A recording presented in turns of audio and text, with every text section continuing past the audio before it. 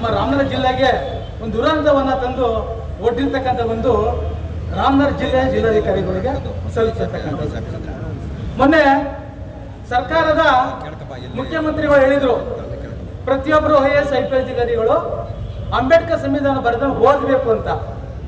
ತಾವು ಓದಿಲ್ಲ ಅನ್ಸುತ್ತೆ, ತಾವು ದಯವಿಟ್ಟು ಓದ್ಕೊಂಡು ನೀವು ಆಡಳಿತವನ್ನು ಯಾವ ರೀತಿ ನಿಭಾಯಿಸಬೇಕು ಅಂತ ತಿಳ್ಕೋಬೇಕು. ಇದು ರಾಮನಗರ ಜಿಲ್ಲೆಯಲ್ಲಿ ರೈತ ಸಂಘ, ಪ್ರಗತಿಪರ ಅನೇಕ ಸಂಘ ಸಂಸ್ಥೆಗಳು ಹೋರಾಟವನ್ನು ಮಾಡ್ಕೊಂಡು ಬರ್ತಾ ಇದ್ದೀವಿ. ತಾವು ಹಿಂದೆ ಇದ್ದಂಥ ಜಿಲ್ಲಾಧಿಕಾರಿಯವರು ರಾಕೇಶ್ ಕುಮಾರ್ ಇದ್ದು ಅಂತಕ್ಕಂಥ ಹೋದ್ಮೇಲೆ ನೀವು ಸಹ ಬೈದಿರಿ. ನೀವು ಬಂದ ಕೂಡಲೇ 144 ಸೆಕ್ಷನ್ ಅನ್ನ ಜಾರಿ ತಂದಿದ್ದೀರಿ. ಈ ಉದ್ದೇಶ ಏನು, ಹುನ್ನಾರ ಏನು? ಇಲ್ಲಿ ಪ್ರಜಾಪ್ರಭುತ್ವದಲ್ಲಿ ಮೂಲಭೂತ ಸೌಕರ್ಯವನ್ನ ಹಕ್ಕು ಉಲ್ಲಂಘನೆ ಆದರೆ ಜಿಲ್ಲಾಧಿಕಾರಿಗಳು ಬಂದು ಮನವಿ ಮುಖಾಂತರನ ಹೇಳ್ಕೊಂಡು ತಮ್ಮ ಬೇಡಿಕೆಗಳನ್ನ ಈಡೇರಿಸಿಕೊಳ್ಳಿಸ್ಕೊಳ್ಳೋಕೆ ಬರ್ತೀವಿ.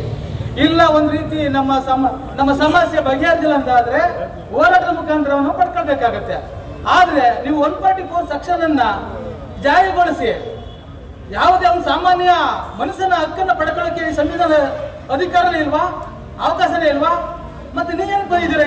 ಜಿಲ್ಲಾಧಿಕಾರಿ ನೀವೇನು ಬೈದಿರಾ ಅನ್ನೋದನ್ನ ನೀವು ತಿಳ್ಕೋಬೇಕಾಗಿದೆ. ಅಂದ್ರೆ ನಿಮ್ಮ ಸಂವಿಧಾನಾತ್ಮಕವಾದ ನಿಮ್ಮ ಆಡಳಿತವಾದ ಮಾತನ್ನ ಸಾಮಾನ್ಯ ಪ್ರಜೆಗಳು ಕೇಳಬೇಕಾಗಿದೆ. ಸಾಮಾನ್ಯ ಪ್ರಜೆಗಳ, ಸಾಮಾನ್ಯ ರೈತರ ಸಮಸ್ಯೆ ನೀವು ಕೇಳೋಕೆ ತಯಾರಿಲ್ಲ ಅಂತಕ್ಕಂಥದ್ದು ಒಂದು ಅಂಶ ಬಿಂಬಿತವಾಗಿದೆ. ಇದು ಕನ್ನಡಿಯಾಗಿದೆ, ನೀವು ಮಾಡಿದಾಗ 144 ಸೆಕ್ಷನ್ ಸಾಕ್ಷಿಯಾಗಿದೆ. ಆದ್ರಿಂದ ಈ ದಿನ ನಮ್ಮ ರಾಜ್ಯದ ಹಲವಾರು ಜಿಲ್ಲೆಗಳಿಂದ ಬಂದಿರತಕ್ಕಂಥ ರೈತ ಪ್ರತಿನಿಧಿಗಳು, ರೈತ ಹೋರಾಟಗಾರರು, ಪ್ರಗತಿಪರ ಸಂಘಟನೆಗಳು, ದಲಿತ ಪರ, ಕನ್ನಡ ಪರ ಬಂದಿರತಕ್ಕಂಥ ಎಲ್ಲ ಇವತ್ತು ನಾಯಕತ್ವದಲ್ಲಿ ನಾವು ಇವತ್ತು 144 ಸೆಕ್ಷನ್ ಮೊದಲು ನೀವು ಹಿಂತೆಕೊಂಡು ನಮ್ಮ ಸಮಸ್ಯೆಯನ್ನ ನೀವು ನಮ್ಮ ಒಂದು ಲಿಖಿತವಾದಂತಹ ಒಂದು ಪ್ರಣಾಳಿಕೆಗಳನ್ನ ನೀವು ಓದು ತಿಳ್ಕೊಂಡು ಹೇಳ್ಬೇಕಾದ್ರೆ ಮೊದಲು ನೀವು 144 ಸೆಕ್ಷನ್ ಜಾರಿ ತಗೊಂಡಿಸ್ತಬೇಕು.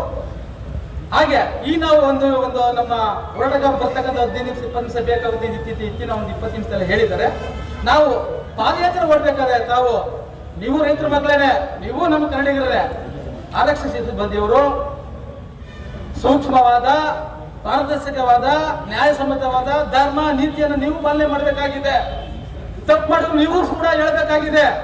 ಆದ್ರಿಂದ ನಮ್ಮ ರೈತರ ಮೇಲೆ ಆಗಲಿ ಇನ್ನೊಂದರ ಮೇಲೆ ಅನೈತಿಕವಾಗಿ ತಳ್ಳುದಿಯಾಗಲಿ ನೂಕುದಿಯಲ್ಲಿ ಮಾಡಬೇಡಿ. ದಯವಿಟ್ಟು ನಾವು ಈ ಹಳೆ ಆಫೀಸಿಂದ ಜಿಲ್ಲಾಧಿಕಾರಿಯ ಕಚೇರಿಗೆ ಹೋಗುವವರೆಗೂ ನೀವು ಸುಗಮವಾದ ದಾರಿಯನ್ನು ನೀವು ಸುಗಮ ರೀತಿಯಲ್ಲಿ ಮಾಡ್ಕೊಡ್ಬೇಕು ಅಂತ ಕೇಳ್ಕೊಳ್ತಾ ಈ ಸಂದರ್ಭದಲ್ಲಿ ಮಾತಾಡ್ತಾ